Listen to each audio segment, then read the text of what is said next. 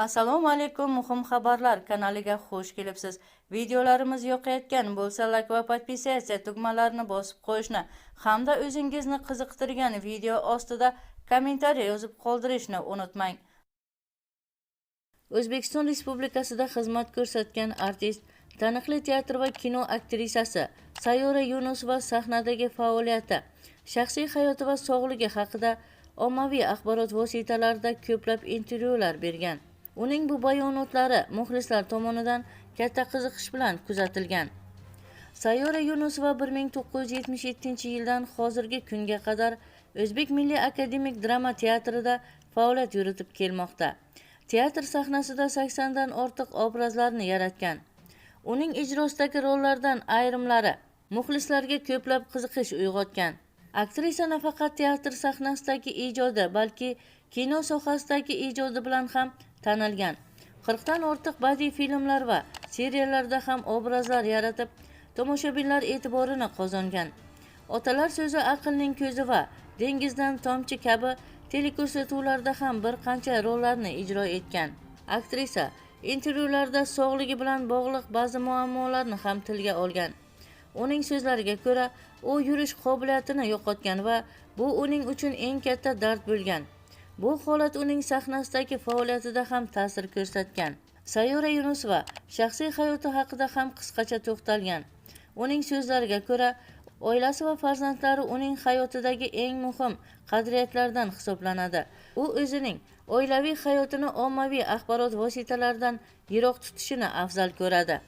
Sayora Yunusovaning sahnadagi faoliyati, sog'ligi va shaxsiy hayoti haqida ko'proq ma'lumot olish uchun uning intervyularini tomosha qilishingiz mumkin.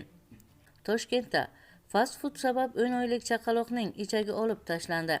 Toshkent shahrida lavash va kartoshka frigidrilgani uchun ichagi chirigan 10 oylik chaqaloq operatsiya qilindi. Bu haqda Millar dasturi xabar berdi. Qayd etilishicha, olis viloyatdan Toshkent shahriga kelayotgan ona yo'ldan tushlik uchun lavash va qovurilgan kartoshka sotib olgan. Ona yig'lab xarxasha qilgani uchun o'ziga olgan fast foodni og'ziga chaynab 10 oylik chaqalog'iga ham yedirgan. Oradan ma'lum vaqt o'tib go'dakning ahvoli og'irlashgan.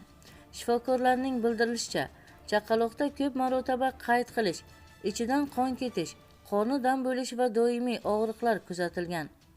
Endi ichak chirishi oqibatida bir necha operatsiya bajarilishi kerak. Xususan, birinchi bosqichda chirigan qism olib tashlangan va ichak stomasi chiqarib qo'yilgan. Ushbu stoma bilan chaqaloq 6 oygacha yashab turadi. Keyin yana operatsiya qilinadi va ichak tiklanadi. Shuningdek, shifokorlarning aytishicha, chaqaloqlarga boshqa, masalan, dumba yog'i, ko'ksomsa berilganda ham ayanchli holatlar yuz bergan. Aslida esa 3 yoshgacha bo'lgan bolalarni ona suti bilan oziqlantirish to'g'ri bo'ladi. 1 yoshdan o'tgandan keyin esa qo'shimcha ozuqa berish mumkin.